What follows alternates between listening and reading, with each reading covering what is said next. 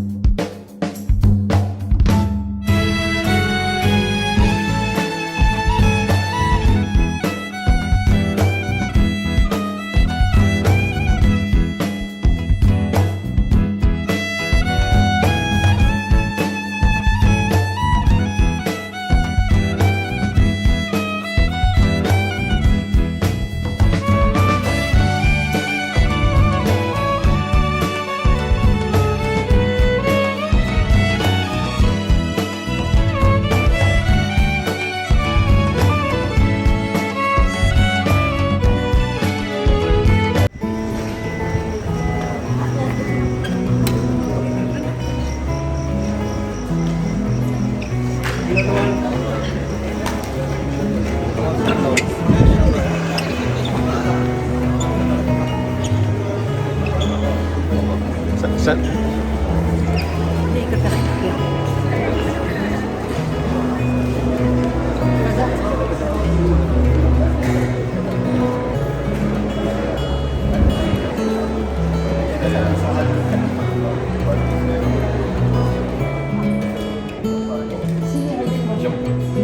Sini lah holding room.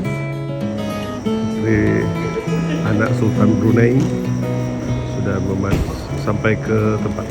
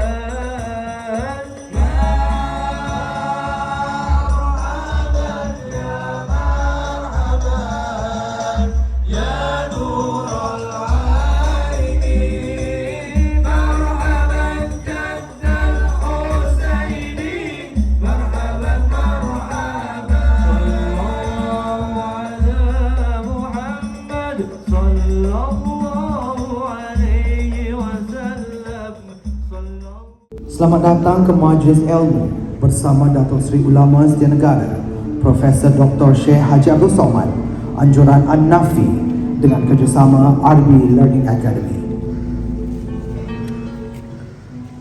Sebelum memulakan atur cara pada malam ini, bacaan surah Al-Fatihah yang akan dipimpin oleh Yang Mulia Muhammad Rifan Atiyah bin Anwari. Majlis dengan penuh hormat mempersilakan. أستغفر الله العظيم الذي لا إله إلا هو الحي القيوم وأتوب إليه أستغفر الله العظيم الذي لا إله إلا هو الحي القيوم وأتوب إليه أستغفر الله العظيم الذي لا إله إلا هو الحي القيوم وأتوب إليه إلى حضرة النبي محمد صلى الله عليه وسلم وآله الكرام وأصحاب الأعظام وعلانية صالحة وخصوصا إلى حاجاتنا وحاجاتهم شكر اللهم الفاتحة. أعوذ بالله من الشيطان الرجيم. بسم الله الرحمن الرحيم. الحمد لله رب العالمين الرحمن الرحيم مالك يوم الدين إياك نعبد وإياك نستعين اهدنا الصراط المستقيم صراط الذين أنعمت عليهم غير المغضوب عليهم ولا الضالين.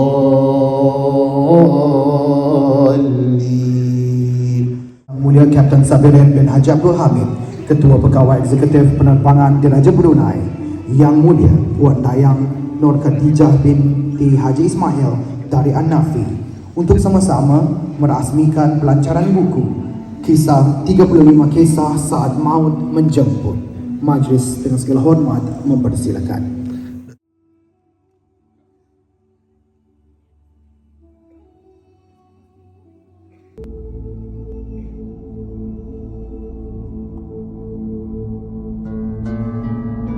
Bismillahirrahmanirrahim. Dengan ini kami lancarkan buku 35 Kisah Saat Maut Menjemput. Alhamdulillah, kita telah melihat sama-sama yang dihadiri sendiri oleh penulis buku 35 Kisah Saat Maut Menjemput. Alhamdulillah, insya-Allah tanpa membuang masa, saya menjemput Tuan Guru Fadilatul Ustaz. Mari kita sama-sama naik ke pentas Ustaz untuk kita kupas, kita bedah buku ini sama-sama pada malam ini insya-Allah. Bismillahirrahmanirrahim. Assalamualaikum warahmatullahi wabarakatuh. Tanpa membuang masa, insya-Allah Ustaz Abdul Samad di sini, kita ni akan bedah sama-sama buku yang insya-Allah saya yakin masing-masing ada di tangan masing-masing. Buku yang ada bersama kita 35 Kisah Saat Maut Menjemput. Masya-Allah. Bunyinya macam menakutkan, tetapi adakah isinya juga menakutkan? Kita akan tahu pada malam ini insya-Allah. Jadi hadirin wal hadirat, ayahanda dan bunda muslimin muslimat sekalian, kalau kita ikut perjalanan Ustaz Abdul Samad, banyak Ustaz tulis buku-buku sebagai panduan dan bacaan kita ni semua. Tetapi Ustaz, sebagai mukaddimah awal lah sebelum kita menyentuh buku yang ada di depan kita ni, saya tertariklah apabila mengikuti ceramah-ceramah Ustaz, terbitan-terbitan tulisan Ustaz. Seringkali saya melihat Ustaz akan mengeluarkan tajuk ataupun topik kepada buku-buku tersebut seperti salah satu yang fenomenal, 37 masalah popular, ada 99 seputar salat, dan hari ini 35 kisah saat maut menjemput. Apa Ustaz signifikan? Kenapa buku-buku Ustaz semua dapat dimulakan dengan nombor-nombor yang ada? Apa signifikannya Ustaz? Silakan. Baik. Bismillahirrahmanirrahim. Assalamualaikum warahmatullahi wabarakatuh. Alhamdulillah wassalatu wassalamu ala Rasulillah wa ala alihi wa sahbihi wa man tabi'ahu wa mawala. Saya ada tulis buku 30 soal jawab Ramadan. Ada lagi 33 soal jawab akikah dan kurban. Ada lagi 99 soal jawab masalah sembahyang. Ada lagi 37 masalah popular. Ada lagi 35 saat ketika maut menjemput. Kenapa Ustadz pakai angka-angka? Yang pertama, supaya bila orang bertanya, saya mudah menjawab, singkat saja. Tolong kirim pada saya buku 37, buku 99, buku 33, buku 30.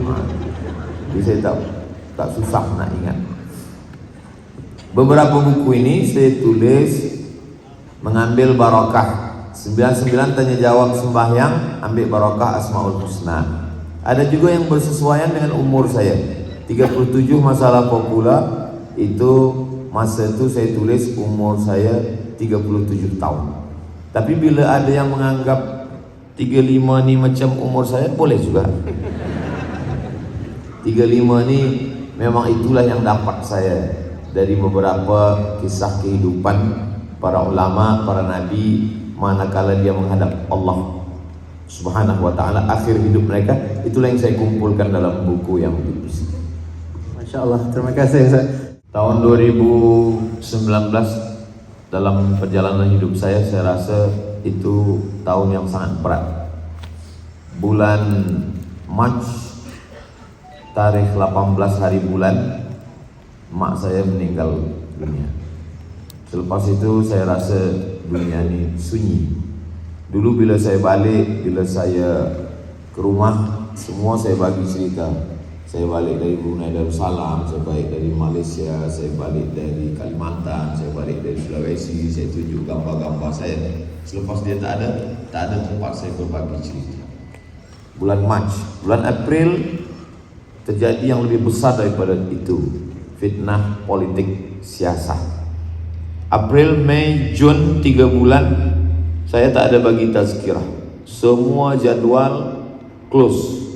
Saya di rumah saja menulis PhD saya. Dan saat itu rasa-rasanya kalau bolehlah mati itu diminta, memang ingin mati. Sekarang ni agak takut sikit selepas nikah dah ada anak. Masa itulah rasanya memang dunia ni dah tak ada gunanya lagi, hampa, ingin mati. Jadi saya suka membaca biografi sejarah ulama, bagaimana mereka belajar, bagaimana mereka menuntut ilmu. Tapi manakala susah tu, saya cuba kumpulkan bagaimana mereka mati, bagaimana mereka menghadapi sakratul maut. Dapat saya lah terkumpul 35 ini ulama-ulama besar, orang-orang soleh. Itulah saya kumpulkan supaya kalau saya mati, saya ingin seperti mereka. Lepas itu datang pula COVID, hampir mati, tapi tak juga mati. Jadi memang rupanya Allah SWT masih bagi kita kesempatan. Allah bagi. Dulu saya berpikir saya akan mati tahun 2040, sebab lahir 1977, bila 63 tahun Masihi, berarti 2040 mati. Tapi selepas berbagai macam ujian hidup, selepas itu saya tak berfikir tentang 2040. Bila nak tidur malam, saya selalu berfikir bahawa ini malam terakhir saya tidur. Saya ingin ambil pelajaran. Mudah-mudahan kita mati menghadap Allah dalam keadaan sedang membaca Quran, dalam sedang sujud tahajud, dalam yang baik-baik. Sayyidina Hasan ini meninggalnya kena racun. Selepas dia minum racun itu, datanglah adik dia, namanya Sayyidina Husain. Lalu Sayyidina Husain bertanya, wahai saudaraku Hasan, ya, man saqaka, siapa yang membagi engkau minum racun ini? Kata Sayyidina Hasan, walimah ya adik, kenapa engkau tanya? Muka surat 52. Aku ingin membalaskannya, karena dalam Islam an-nafsu bin-nafsi, nyawa balas nyawa. Nanti bila engkau mati, aku akan maju kepada dia hukum mati sesuai dengan ajaran Islam. Apa jawab Sayyidina Hasan? Innama hadhihi dunya. Dunia ini apa sebenarnya hakikat dunia? Layalun faniyah, malam berganti malam, dan dia akan sirna menghilang. Dan biarkanlah orang yang membunuh aku itu melalui malam-malam itu, hatta al-taqi ana wa huwa indallah. Nanti aku akan bersua dengan dia di hadapan Allah Subhanahu wa ta'ala. Sampai mati, dia tahu siapa yang meracun dia, tapi dia tak nak menyebutkan nama. Fa'aba an yusammiyah, dia tak sebutkan nama. Jadi kalau nak pakai fiqh, wa jazaa'u sayyi'atin sayyi'atun mithluha, kalau kamu diperlakukan perbuatan buruk, balas buruk. As-sinnu bis-sinni, dipatahkannya gigi kamu, patahkan pula gigi dia. Al-ainu bil-aini, dia cucuk mata kamu, cucuk pula mata dia. An-nafsu bin-nafsi, dia hilangkan nyawa kamu, hilangkan pula nyawa dia. Tapi ayat itu ada ujungnya, faman afa wa aslaha fa ajruhu 'ala Allah. Siapa yang ingin memaafkan sampai berjumpa nanti di hadapan Allah, Allah akan berikan balasan. Sayyidina Al-Hasan dia sampai kepada level itu. Ilahi lastu lil firdausi ahla wala aqwa ala naril jahimi.